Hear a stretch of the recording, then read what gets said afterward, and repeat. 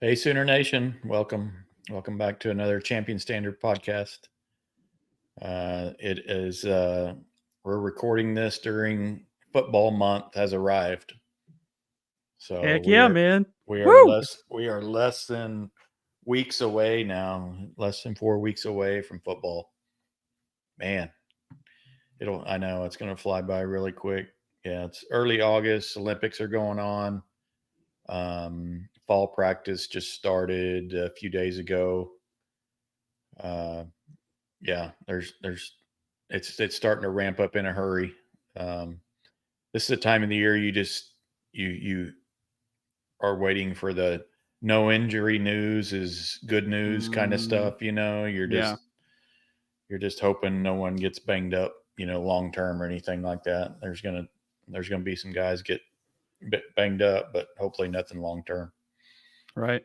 But yeah, so our last couple of podcasts, we've kind of dove into wide receivers quite a bit. It's the one of the deepest by far rooms on the team. Um, we've we're just stacked and loaded there. I don't know. It's been a long time to have this much depth and just quality in the room. Um, Kind of recapping the room a little bit. You got the little speed guys. You got the Zion Raggins coming in. You got Brennan Thompson, KJ Daniels that are just speed. And I forgot to mention Zion Kearney. I mean, he's got a little bit of size too, but Hmm. just those sub 4.4 guys that can just burn down the field. You don't want them guys taking shots. You just want them outrunning everyone, you know. Right. Um, and then you got the big, tall, long guys. You got Jaden Gibson, Nick Anderson, Ivan Carrion, and JJ Hester. That those are all 6'4" and taller guys. But uh, Nick, especially Gibson, both they have a little bit of speed. Hmm. To go along with their size. And then you got the other guys. You got Dion Burks, Andrell Anthony, Jaleel Farouk, Jaquez Petaway. I mean, we got 12 guys on our roster. Just the versatility across the board, just kind of unreal. You got, not just stature and speed, but just guys that can play multiple positions. Yeah. Um, yeah, great job, Emmett Jones, for bringing these guys Right. in. Now it's up to, Latrell and Jackson and, of course, Emmett during the season to make sure these guys get the ball in space and get that separation. But just a just a loaded room. Real excited. I think Andrell, with his ACL injury last year's, slow coming back, but there's no reason to rush him back as long as we get him back by Yeah. conference season into September or whatever. Will be fine. Jaleel's already practicing. Yeah, just a loaded room, uh, and then of course adding Dion out of the portal just made that room, even more elite than it already was. Uh, Insane. It made it insane. Is what it Insane. did. Yeah, yeah, yeah. It's pretty crazy the amount of talent that's in this room.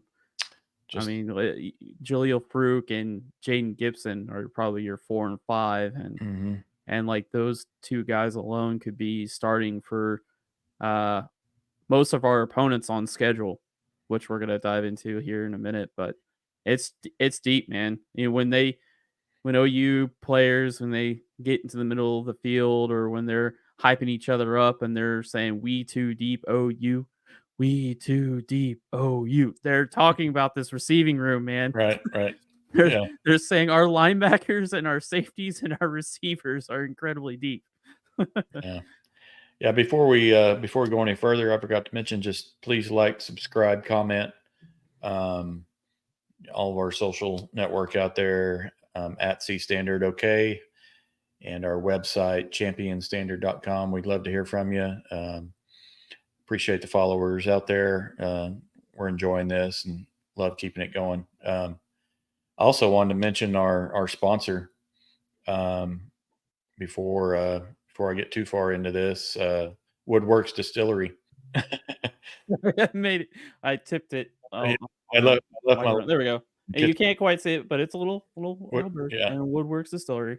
I don't yeah. have the bottle on me, but One of the few local distilleries here in town. They're up on the north side. Um, they distill whiskey, bourbon, gin, vodka, just everything that you want up there. It's a great atmosphere. Um, just go try them out for yourself. Don't listen to me. Just go up there and have you a few and try their flights. Um, you may just be able to do one flight at a time, but it's a little different than beer. Getting a whiskey flight's different than a yeah, beer flight. But yeah. yeah, go try them. Woodworks Distillery. David Wood and those guys up there do a great job. So yeah, I mentioned the receiver room. Now we're going to dive a little bit into some stats that Rob put together. He's the stat man on our crew here for sure. So we're going to dive in comparing some of our stats to the SEC this time. Yeah, so the last couple episodes, we were looking at all the OU receivers that we got, and we called it the Air Show. And we named our top gun Dion Burks, rightfully so. The dude is a monster. Tenacious badass is what I said, because he gets the rock in his hands, he does not want to be tackled by the first guy. He wants the fourth and fifth guy to try to take him down. And so looking at how does that receiving room of OU with Farouk and Jane Gibson at 4 and 5, with young guys like you mentioned Zion Raggins and Petaway and Kearney, we go into 24. What does the other receiving rooms look like in the SEC, and where does OU rank as far as our opponents on schedule? I'm not really worried about Georgia receivers. I'm not really worried about the other. I just want to look at what the schedule is ahead of us, because that's what we control. What does our receiving room look like when you compare to the others? And what is that talent gap? What is that production gap? What does it look like when OU goes and to Auburn and Ole Miss and Missouri, when they're looking and comparing at what production is needed to win that game versus the other side? So what this is a collection of all the receivers that are returning in 2024. So you will not find Drake Stoops on here. No Drake Stoops stats. There's no stats from opponents that have graduated. This is all updated rosters. This is all the transfers, like Chris Brazel to Tennessee. This is Robert Lewis to Auburn. This is CJ Daniels to LSU. What is the current state of the SEC? What is the current state of opponents on schedule? So just looking at here at the top, best returning wide receiver production over 100 routes. I don't care if the guy ran 60, 70, 80 routes, because a lot of routes, just like corners, get snaps. A lot of rotations out there. I filtered it to over 100 routes to say, hey, this guy is, at least a significant role player from last year. So if you look at targets, Luther Burden leads the country. Obviously, he's going to lead somewhere. So he leads in targets. You can see Oklahoma, Dion Burks got quite a few at Purdue coming to Oklahoma. Mm-hmm. And looking at receptions, Luther Burden at the top, Robert Lewis from, what is he from? Georgia State. Keep forgetting that guy. Okay. Squirrel White, Tennessee, had a down year. He was banged up. Brew McCoy, they lost Brew McCoy midway through the year. So not a whole, their receiving core is not deep like an OU or Missouri. So he got picked on, especially from Georgia. But looking at like yards, there's Nick Anderson, there's Jaleel Farouk down here. Looking at yards per reception, Jaden Gibson, only had 14 receptions, but they counted for a lot. Nick Anderson's there at 3. And let's see here. Here we go. Yards per route. Jane Gibson, Angelo Anthony, Nick Anderson, all in the top like 11. top 11. There's 3 for yards per route. That's a lot. That's a good production right there. And that doesn't include Burks. No. Okay. You have, Burks came from not a very good offense. So he was running a lot of routes, Gotcha. but they couldn't get him the ball. Yeah. Touchdowns. You got Macklin at Kentucky. Kentucky's got a good receiving core. CJ Daniels again comes from Liberty. He had a lot of deep catches. There's Nick Anderson. You're gonna see Nick Anderson a lot on here. Touchdowns. You see Deion Burks. So as you filter through all of these, like you see OU receivers in the top 5, 8, 10 over and over and over again.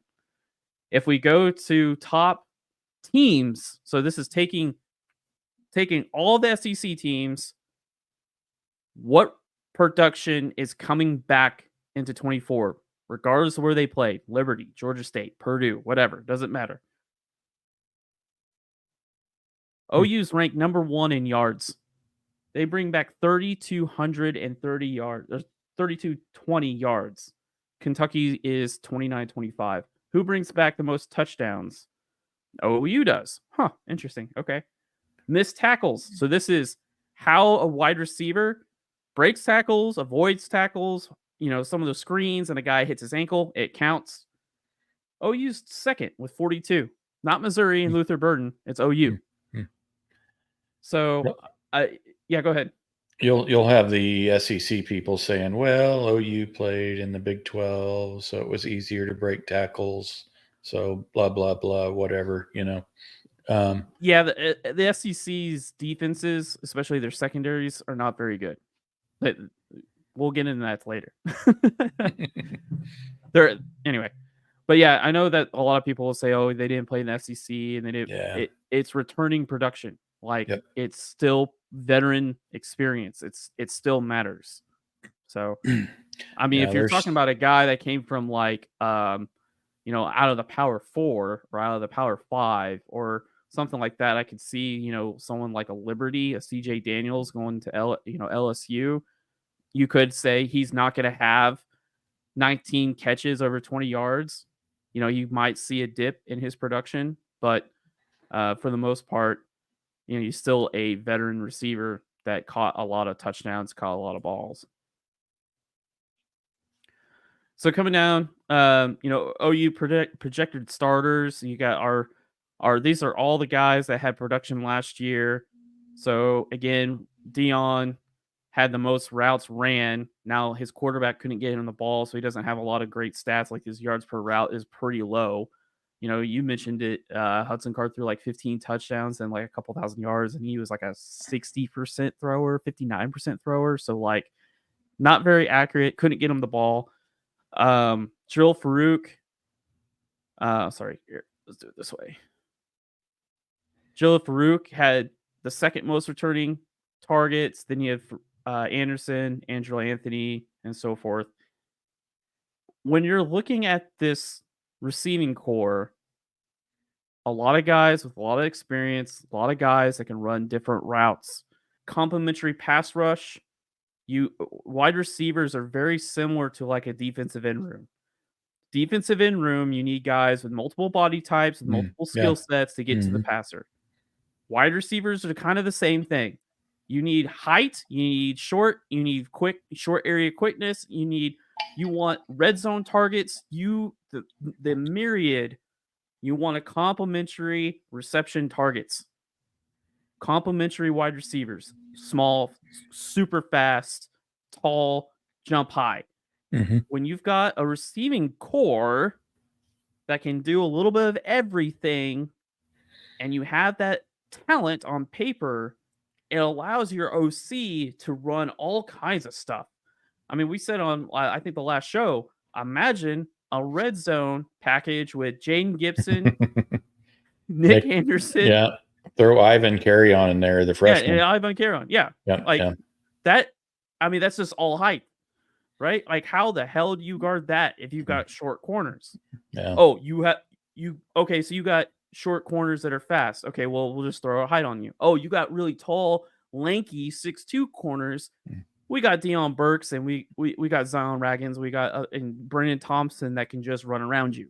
Hmm. So um, having that ability to shape and shift and do different things week in, week out against opposing defenses, that is a great asset for a play caller to be able to call and adjust and attack opposing defenses. So coming Now, down to tennis, yeah, go ahead yeah, before we move on to our we're opponents. not we're not pigeonholed, I guess is the right word, with some guys, just getting stuck in one position too. I mean, just having these guys on the field, but you can move these guys around Hmm. anywhere on the field. And so um, I think Yeah, I mean, by October we'll be like, man, these each one of these guys has played every position out there, multiple times, and it's just, yeah, it really keeps teams off balance. Um, so I'm looking forward to that this year under Luttrell. yeah. So let's go into our opponents here. And our first conference opponent is Tennessee. And I'm not gonna lie, Tennessee scares the shit out of me because listen, man, that veer and shoot is a dangerous offense. Josh Heupel has been running it for a long time. All the reports out there, Brew McCoy and Squirrel White are healthy. They got a kid, Nico Imueva, and they're paying him like 2 million a year, some ridiculous amount. He's a millionaire, Yeah. and which is great, whatever. But and then they got Deontay Thornton, and then they added Chris Brazel from Tulane, another kind of a speedster guy. Hmm. Josh Heupel runs the most pure form of veer and shoot. He runs a more pure offense than Kendall Briles does, than his dad does, which is nuts, but it's true. He's going to push the ball downfield. He's also coming back to Norman for the first time. That game scares me. But what's the state there? Anyway, moving on. Receiving core is led by their slot receiver, Squirrel White. He's a 5'10", 165-pound guy. He runs a 4.340. He was clocked in his 100-meter he was clocked with a vertical jump of 40.6 inches. He claims to have ran 23 miles per hour, which is insanely fast. That is, you're up there in one of the fastest players in the NFL at 23 miles per hour. I mean, that's like Tyreek Hill fast. Mm-hmm. He was banged up last year. He had ankle issues. Brew McCoy had leg issues. But Brew McCoy's coming back. Brew McCoy plays your, X receiver. He's your um, big bodied X, get you those slants. Yeah, and I know you said you're worried about Tennessee coming to town because of that, what you just showed us. But we play against a lot of this every day in practice. Yes, that is true. I So completely agree. Yes. so that's where I'm not as concerned. It won't be any kind of like, oh gosh, look at all this speed that we're having to line up against this weekend. True. We've been doing it Iron every day in sharpens iron. practice. Yeah. Yep. Yep. No, I agree. I mean, it's seeing it in practice, understanding it, understanding what the office is trying to do. I just think this is gonna be a barn burner, man. Barn burner of a game Mhm. on Tennessee. I mean, the game of football allows for points to be scored like no other business. And we should be fielding the best defense. Our back seven, front seven, even with James Pierce Jr., it don't matter. Our defense is better than Tennessee's. Yeah. I just think it's gonna be super early, first conference game. I can't wait for it because it's gonna be a hell of a game. Hell of a Yeah. game. It may just Uh come down. It may just come down to, what young quarterback is the most poised that day. yep. Honestly. Yeah. And again, Nico, their 5-star quarterback, is a huge upgrade what they had last year. We're upgrading our quarterback from DG. They're upgrading Milton, who was barely, was like a 64% passer. Mhm. So that guy couldn't process veer and shoot. You got to quarterback has to read the option. There's option routes all over the place on the field. And because there's option routes, you have to have timing, you have to read it in the receiver, and you have to be on the same page. That was lacking. Nico, very smart, very athletic. He's going to get them the ball. It's going to be a barn burner. So um, I think when you got a healthy receiving core like Squirrel White, Brew McCoy is a great body control. He boxed defenders out. He's a physical specimen. He's 6'3", 200 pounds. If he stays healthy, he can bully ball at the wide receiver. Those slants, those slants, those fin routes, get those easy short yardage catches. It's a recipe for a shootout. It's a recipe for a shootout. Yeah, Can't sleep on Tennessee. No, and I think they like to go fast, and I think that's probably my biggest concern about playing them. Our defense not being able to get lined up, because as good as our defense is, right? Mm-hmm. If they can't get lined up, then that negates some of that if we're not in the right position. Yeah. So that probably concerns me more than anything with them coming to town and just coming out and running that high tempo with the guys they have. So yeah, no, that's the game that all of us have highlighted and circled, at as being that first real game that we, pivotal game of the year. So yeah, that one will be a nail biter for sure. Yeah, and go watch a little bit of Squirrel White, man. Like he's got a little bit of Hollywood in his game. Like he doesn't have the hops like Hollywood, and he doesn't have the in my opinion, the fearlessness to go in the middle like Hollywood did. But the kid, What a name too. What a name. Is that his given Squirrel. name, or is that just something he No, picked up at one point? Or no, his I believe is like the story goes his grandma or his grandmother gave him the nickname Squirrel because he likes squirrels or some shit. I don't know. okay, yeah, But yeah, someone gave him the nickname. But yeah. like again, respect the kid. The kid's got Oh game. yeah, He's a no, he draft pick. does. Brew McCoy, draft Yep. pick. Nico, draft pick. Like Hmm. this offense coming to Norman, I can't wait to be there. Like I want to go to this game because It'll you're be the talking about best offense that comes to Norman next year, and I don't think it's close. ooh, really? I don't think it's close. Really? Yeah, Alabama's coming, right? we're talking Alabama's offense. offense. We're talking offense. Alabama's coming in November, right? Yeah, I'm You know talking that. Okay. offense. So you said offense, so I was just clarifying. Yeah, yeah. So wide receiver core beyond Brew McCoy and Squirrel White, they do have a Deontay Thornton. That's a good player. OU, if we were ranking them, OU's ranked above Tennessee when it comes to the depth of receiving core. Tennessee has had great recruiting classes. They have Mike Matthews, I believe his name is a 5-star. He's going to get some run in, but OU veterans from top to bottom, hands down, OU is the better receiving core than Tennessee. Yeah, I think the one of the things that we're going to have to do that day is you and I and our 85,000 of our closest friends are going to have to bring it, and make Nico feel us during the game. Yeah. It's people have told us that we're not very loud, we sit on our hands, blah blah blah, that stuff we got to throw that away now. That won't work. I'm not. That won't work anymore. No. So Okay, coming down to Auburn. So Auburn, they lost 7 players in the receiving core.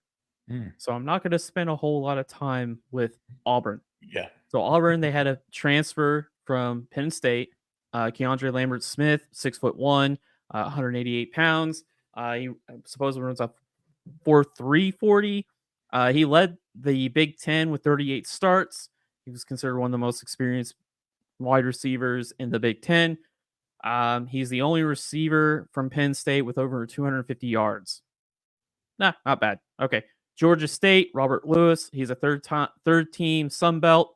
He had a 6 reception, 220-yard game versus Charlotte. Besides that, I don't really see anything. OU definitely has a better receiving core than Auburn. Uh, Texas. So after we gone through our couple games with Tennessee and Auburn, we've got Texas. Do we know about? Yeah, there we go. I was wondering when that was going to come up. So Texas, they have 3 second-year players that they're waiting to step up. Hmm. They've got Deontay Cook and they've got DeAndre Moore. They've been there for a while. Matthew Golden comes from Houston. He was a slot receiver, kind of slender. He's not, but the Texas hype machine was really strong on Matthew. Hmm. He wasn't even the best receiver on his team. Samuel Brown went to Miami. He was much better, but of course, the Texas hype machine wants to roll and crown his ass. He's good. I don't think he starts for OU. Sorry, Texas fans, but he wouldn't. Right. Yeah, and of course, the crown jewel for Texas and their savior, Isaiah Bond. Hmm. Isaiah Bond, yeah, Alabama transfer. Alabama transfer. He struck a good deal.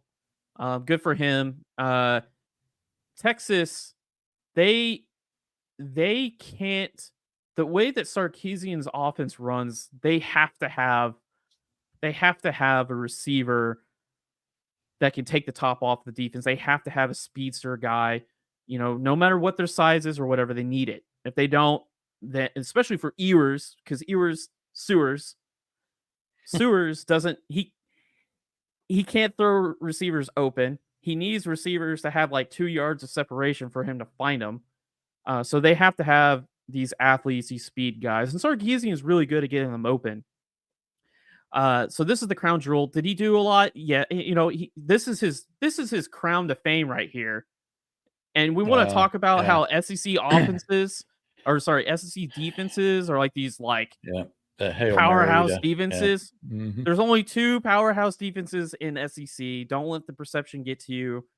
Here's Auburn and Alabama. 41 seconds. We all know what happens. What we had back in the end zone, little corner.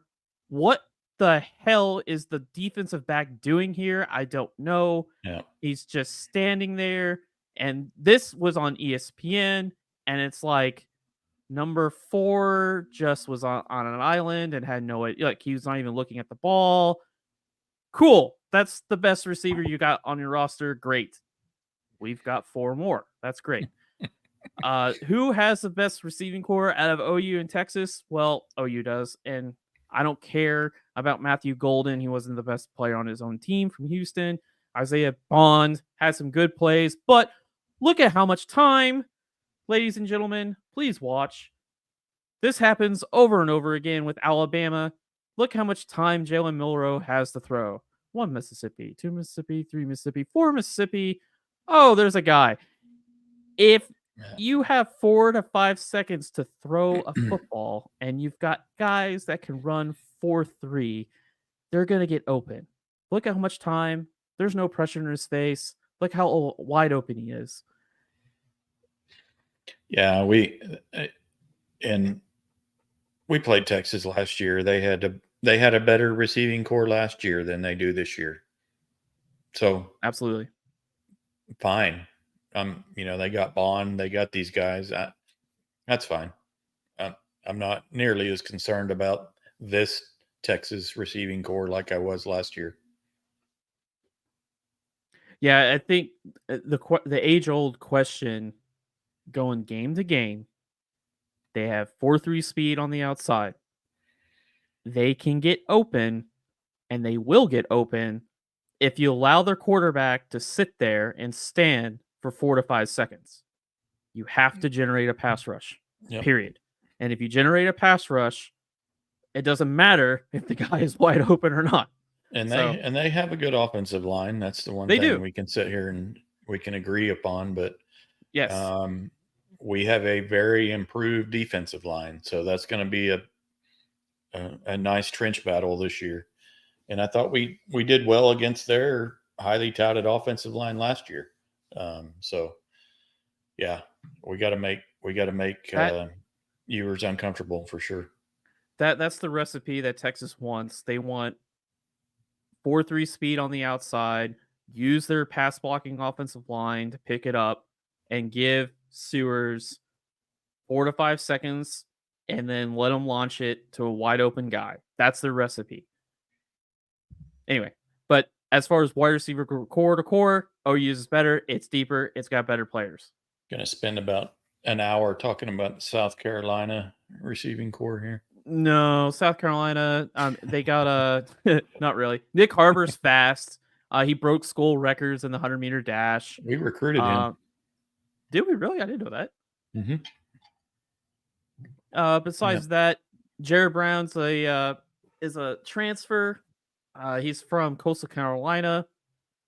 27 games over the past 27 games over the last 3 seasons. Got his career total 108 catches, 1,500 yards, 11 touchdowns, and he was all Sun Belt Conference. Problem there, offense line sucks, quarterback sucks. He probably won't touch the ball. Yeah, I think their receiving core looks about as good as Texas. Ooh. All right. So, Ole Miss. Oh man. So Ole Miss is kind of interesting. I watched and I thought I put it together for the show, but I didn't. I got caught up with other stuff. But I watched and broke down probably 3 or 4 games. This is just NFL Room on YouTube. You can find the highlights there. I kind of like Trey Harris, man. I saw the list that came out on the All SEC list. He was like the top 2 with Luther, is Luther and Trey Harris. What makes Trey Harris so special is that he has a great special connection with Dart. There's a lot of plays where he cuts off his route and he sits in the zone, or he fights his way to get open with Dart, and him and Dart are on the same page. They are on this same page. It's like one mind, man. And that can be very, very dangerous, especially in the college level, because the guy is big. He's 6'2", 200. He can run in different myriad of routes. He's their X receiver, or his out, he's out wide, predominantly. He plays a little bully ball. He has one-handed grabs. Him and Dart have, I don't even know. I can't even tell you how long they've been playing together, but it seems like they've been playing together for a long time. I don't think Dart is exceptionally well, because I don't really see him do the same plays. I don't see the same plays with the other guys. They've got a guy named Jordan Watkins that's pretty decent. But this guy kind of reminds me of Juju Smith-Schuster a little bit in his game, in college game. But this Dart and Trey Harris definitely have some sort of connection on the field. You see him run a slant, and he knows it's middle of field, or it's post and it's middle of field closed. It's cover 3, cover 1, whatever it is, and he's running a post. The ball's not even supposed to go to him. It looked like a design play to a fade on a switch release to the outside, and he just cuts his route off. But it wasn't like a lazy play. He literally sat there and then was like working back and saying, "Hey, I'm open," because he cut his route off, and Dart hit him instead of hitting the fade. There was a lot of instances of that where he was cutting his route off, or he would work his way to the quarterback. Him and Dart definitely have some sort of connection, and that could be really dangerous, especially at home when you're trying to play him. Well, we saw what the Dylan Drake connection did to teams last year alone. Yeah. Trey Harris, he was all SEC. He made his living with in-breaking routes. So again, like the digs, there's a dig, little benders, anything that was over in the middle, because of his big frame and the way he understands zone, he'll sit and he'll be an easy target. So He commands in the middle and intermediate part of the field, man. He's a good receiver. Mm-hmm. But besides that, seeing like, Yeah. the rest of their guys, it's really hard to find a core that has the number of guys that OU has. Yeah. Yeah. You see the Burdens, you see the Harris, you see the Bonds, but there's just not, you know, 4, 5, 6 guys across the board that are going to give people the trouble that we will. Right. I don't think there's a Marvin Harrison Jr. in the SEC this year. And is Luther Burden the closest thing to it? Maybe. He is next. Can I show him? Sure. Yeah. Yeah. No, Missouri's the one. They probably have and I know you're getting ready to pull them up, but they probably have the the big stud we got to worry about. But and I know they got a familiar name on there. I'm just worried about Luther. The other guys will match up with, play good defense, but Luther's just going to be, he'll be a problem child the whole game. Yeah, you look at Missouri, it's the Luther Burden show. The dude is a monster. He really is. He's a monster. He's 5'11", 207. Don't matter. He plays like he's 5'9", 180 pounds, and he can run around you. And he'll play like he's 6'4", 225 pounds, and he'll run through you. He has elite agility, short area quickness. He is tough as nails, bro. Tough. They send him over the middle. He gets hit. He gets shot. Safeties, corners, don't matter how big you are, how fast you are. It doesn't matter. That was one of the things that popped on his highlights. I watched OU or no Missouri Georgia game fully, and he had a rough game because it's Georgia. His quarterback had a rough game because it's Georgia. And I watched Missouri versus Florida. They get him the ball. He's primarily a inside receiver. He had at least 5 or more catches in 9 games, and he had 6 games where he had over 100 yards. He averaged 14 yards per reception. Mm. Yeah. One of their bread and butter plays is to go into 3-by-1, you get, trips to the field side, put him in the furthest inside receiver, and just run a fade. Why?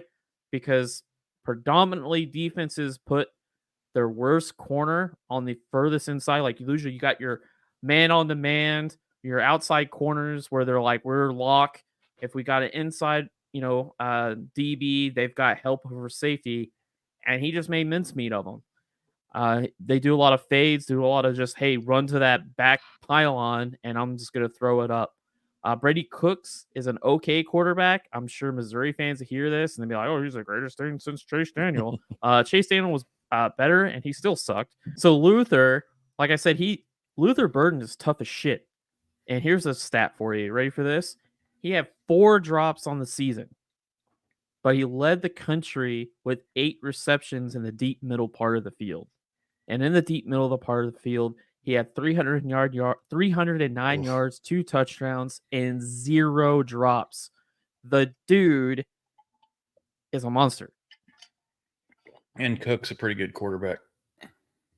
Cook sucks, man. Like a nutless monkey could throw it to Luther Burden, and Luther, the closest thing to Megatron in our conference this year. Little Calvin Johnson. I'm not gonna lie, man. He's not. They're two, like, they had totally different roles. They had totally different. Megatron was but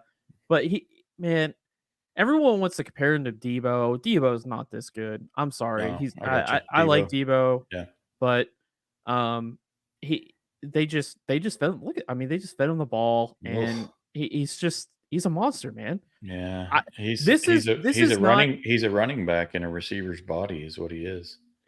There's a play in here that you're gonna be like, and when it comes up, you're gonna be like, oh shit. Oh, is this it? No, this isn't it. I'll point it out when it comes up. But yeah, Luther he's tough as nails, man. I mean, he does not want to go down without a fight. It's a street fight. It's a street fight trying to get him down. Mhm. It's a dog eat dog street fight. Much like Dion Burks. Dion Burks is the same way. Mhm. It's a fight. It is not this little like, oh, okay, I'm down. No, it's like you're gonna have to knock me out or I'm gonna run through you every time he Okay. gets the ball. Okay. Yeah. um Okay. We'll do that. Missouri's offense is, I watched 4 games, I want to say. I mean, it's been a couple weeks now. Mhm. And like I didn't see like a whole lot like a diverse route tree. I mean, most of this look at this. I mean, just to the flat, to the sideline. But what stood out to me, look, that he took a shot there. I mean, he took a shot here. He's tough. He's a tough kid. Mhm. He's a really tough kid, and We it's were gonna in on him be. too, recruiting, of course, like a I lot of other know. people. Yeah. Oh Well, man. that Missouri contract stuff is strong, Mhm. man. Mhm. And here, I think is this. Let me back this up a little bit. I think this is definitely going to be a team effort. I mean, this is not. There's no one that's going to be like, hey, yo, I Yeah, can you better just put better you take on care of your you. zones. Yep. Yeah. Yep. Yeah, this is this is where you get into the Missouri game, and you as a coach, you got to have some something up your sleeve, some sort of tag, some sort of coverage you haven't ran before. Here's that three. Oh, see, this is it right here. This play happens a lot, like a lot. Yeah, I'll pause it real quick after we get here. What I was what I was saying is the fade game run to the pylon. Here he is. He's right here in this 3 by set, right? Trips to the field. We're going to put you inside, the furthest inside receiver, and we're going to tell you to run to the pylon. They did this a lot. This was like one of his bread and butter plays. Why? Well, because most defenses out there are not very deep. They don't have 1, 2, 3, 4 corners that they can put out there, and predominantly they don't put their best corner on the hash of an inside receiver 3 by 1, mainly due to the limited practice time. But he just runs to the pylon and it makes a great catch. And they did that not just for. I think this is the same play. Look, same play, Mhm. same exact play. Trips, inside receiver, run to the pylon. Looked like Vanderbilt gave him a pretty good game though. Yeah. Yeah. Just he's a monster. It'll take some a team effort to get him stopped. You're gonna have to rotate some coverage to him. You're gonna have to tag him. You're gonna have to tell your safeties pre-snap, eyes on 3, eyes on 2, because he's predominantly in the inside receiver. Mhm. Here, another fade. This is another fade. Lots of fades, lots of shit to the flat, make you miss tackle. Then here, I mean, the dude is everywhere, man. Yeah. I think it's right here, actually. Against Florida. You want to talk about SEC defenses being great or whatever? There's a lot of bad tackling in the SEC, like a Mhm. lot of bad tackling, and Florida was definitely one of them. You're not going to see a lot of that from Georgia though. That's why I skipped over Georgia. Look at Yeah. that. Yeah. Just bounce off of him. Keep going. I was like, what the hell, man? You see that shit? Dead to rights. Nope. Yeah. See ya. Bye. Oh, you want to tackle me too? Nope. Goodbye. I Yeah. mean, it's just like It wasn't too many years ago that we had some tackling like that on our defense. Luther is the best receiver in the SEC. He's the best receiver in the SEC. You could put him on any receiving core. Put him on Auburn. I don't care. Mhm. He could be that's the best receiving core. That's just he's on another level. Yeah. He's on another level. He gives me nightmares, that's all. So I'm not looking forward to that. So he racked up some good stats. A whole receiving core really for Missouri. He had 120 targets, 86 receptions, 1,200 yards, 9 touchdowns on 4 drops. He had 20 tackles that he avoided / broke. But here's the kicker on Missouri. They played 6 of the bottom 7 pass defenses in the SEC last year. Okay. And what I mean by bottom, they played the worst quarterback rating, the opposing quarterback rating. I don't care about yards and receptions, like quarterback rating, guys that were trying to throw the ball, make production out of the ball, and they played 6 of the bottom 7 pass defenses. The So only one outside of that wasn't Georgia, yeah, outside of Georgia. Yep. yeah. So they played Vanderbilt 122nd, Florida 111th, Kentucky 90th, LSU 104th, South Carolina 61st, Tennessee 64th. These are in the country. When Charlie put out, hey, we're the weakest weak points on the SEC opponents that we have. And he listed secondary a lot. Well, why? Because they suck. Again, pass defense, quarterback rating given up. Missouri played 6 of the bottom 7. Vanderbilt, 122nd. Nice. Florida, 111th. Kentucky, 90th. LSU, 104th. Yeah. South Carolina, 61st. Yeah. And Tennessee, 64th.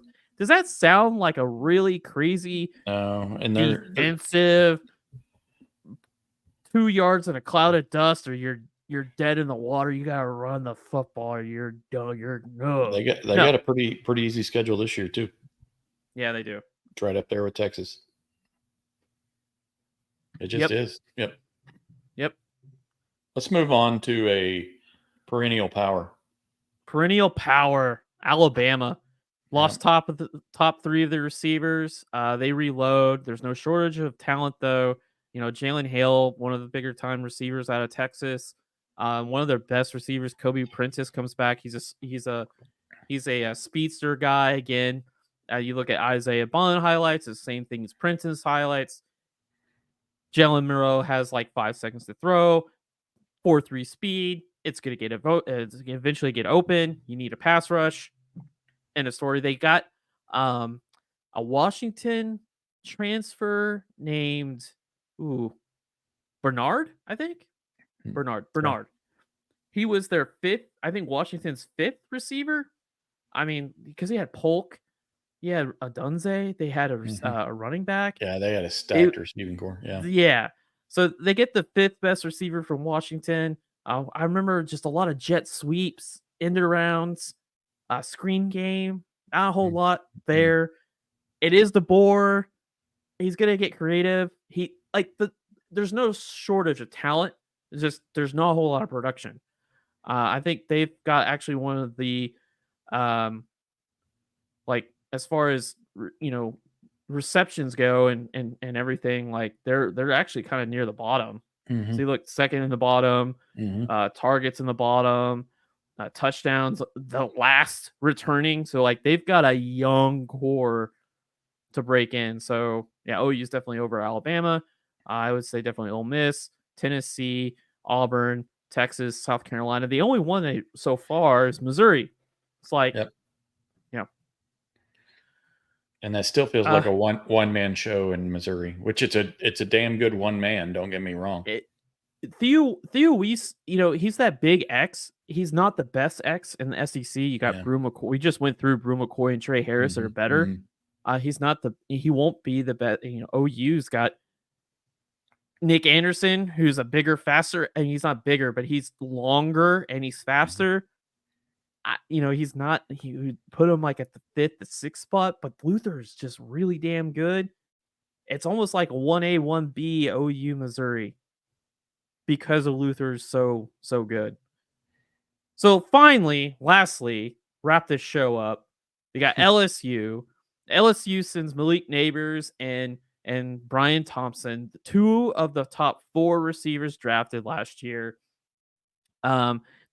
They get a preseason All ACC and Kieran Lacey, 4.5 speed, He had a couple 100-yard games, one versus Georgia State and one versus Auburn.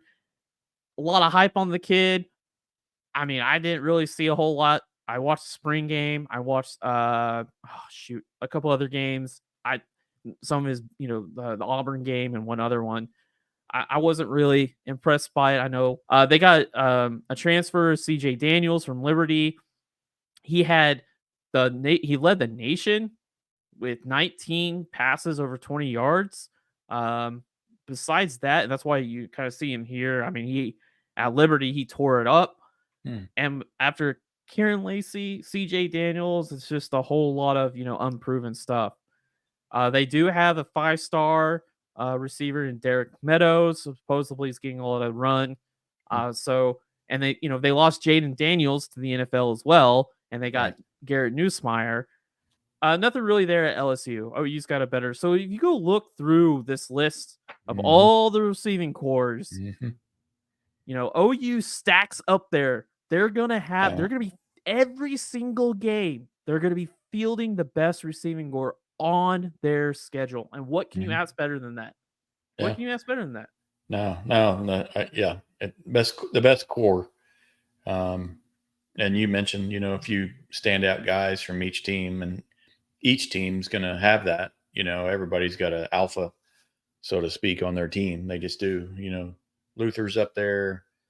You mentioned Trey Harris and a few others, but I'll take Dion and our core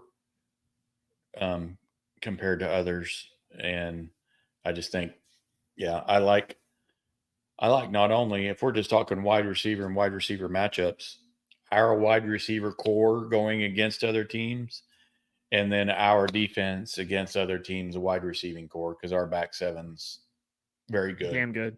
Good. I like those matchups, on both sides of the ball for us. If we're just talking wide receivers versus the other team and vice versa, I like where we stand this year from a passing game defense, passing game, offense. I just like where it stands. Young Jackson Arnold, just got to get him the ball. And we'll see, but I'm not worried about that. He'll have his growing pains, but he'll be able to get our core. He'll be able to distribute just fine with the group of guys that we have. So it's going to be fun. It'll be a fun year. I'm looking forward to the sets where we got 4 wide, and then he slips a Raggins into the backfield, that no one's really paying attention to or something.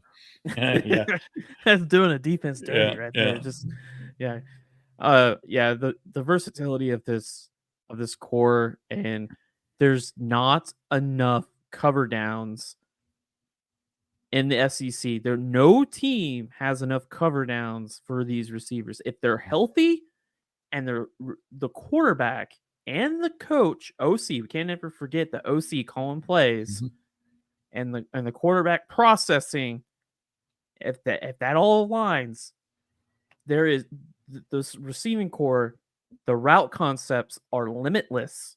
And if it's limitless and they're all healthy, there's no SEC defense that has enough cover downs.